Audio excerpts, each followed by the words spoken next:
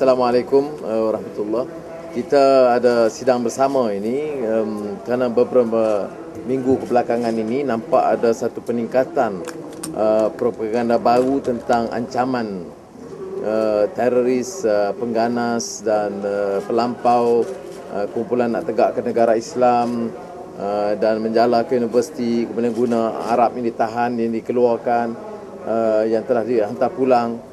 Jadi saya tengok satu percubaan UMNO Barisan Nasional Kerajaan untuk mengalih pandangan daripada isu lesen judi, EPCO dan juga penyerahan tanah-tanah aset penting negara di sekitar wilayah persekutuan dan hak mereka termasuk di Sungai Buloh, Sungai Besi, Jalan Kokrin, tanah kereta api Tanah Melayu Sentul, Pudu, yang diserahkan kepada sektor swasta dalam masa yang singkat.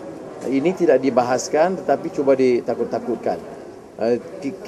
Kita berpendirian soal sikap pelampau, keganasan dalam apa corak pun tidak boleh dipertahankan dan harus diambil tindakan tegas. Tapi mesti ikut jalan undang-undang. Mana buktinya? Mana kegiatannya? Kalau benar masalah itu begitu sengit, bagaimana ya orang Arab yang ditahan itu dihantar pulang tanpa apa-apa pendakwaan. Jadi sebab itu kita nak beritahu awal supaya rakyat jangan terpedaya dengan percobaan pimpinan UMNO Barisan Nasional mengalih pandangan daripada isu besar dalam negara dan kemudian untuk menakutkan rakyat, menimbulkan ketegangan baru. Ini peringatan kita supaya kerajaan, kalau benar sesi parlimen masih ada, bentang maklumat ini di parlimen biar kita tengok buktinya dan kalau benar apa-apa keterangan yang wajar kita dukung, kita sokong. Soal keselamatan negara ini soal yang bukan partisan dari segi politiknya, soal bersama. Tetapi untuk menggunakan ini untuk menakutkan, untuk mengugut dan untuk menyadarkan propaganda mengalihkan pandangan, ini kita tentang dan bantah dengan keras. Datuk Mahfuz. Ya, saya setuju dengan Datuk Seri Anwar tadi bahawa ini satu percubaan untuk alih pandangan tumpuan rakyat terhadap kegagalan pihak Kerajaan Barisan Nasional dalam mengurus tadbir negara kita ini. Seperti mana yang disebut tadi, beberapa isu malah dalam 3 bulan ini, 4 bulan daripada bulan Mac hingga bulan Jun sekarang ini, kita melihat bahawa 6-7 isu besar yang membabitkan kepentingan negara dan rakyat gagal diurus tadbir, yang memperlihatkan kelemahan dan kepincangan pemimpin-pemimpin negara kita.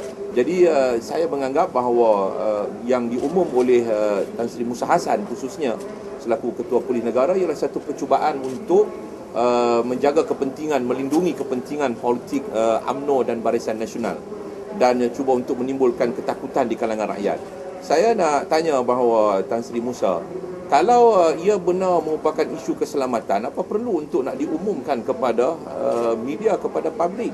Dia ambillah tindakan. Dia ambil tindakan mengikut saluran seperti mana yang disebut melalui proses perundangan. Tak perlu nak diumumkan.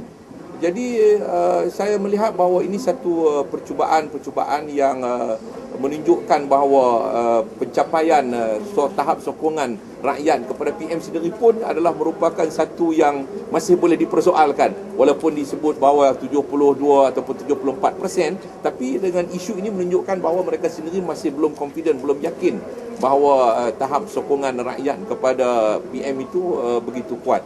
Dan satu perkara lagi, saya menganggap bahawa adakah ini satu percubaan Tan Sri Musa Hassan untuk terus mengekalkan kedudukan beliau sebagai Ketua Polis Negara, untuk nak memperlihatkan kepada PM bahawa dia diperlukan untuk melindungi kepentingan politik UMNO dan BN.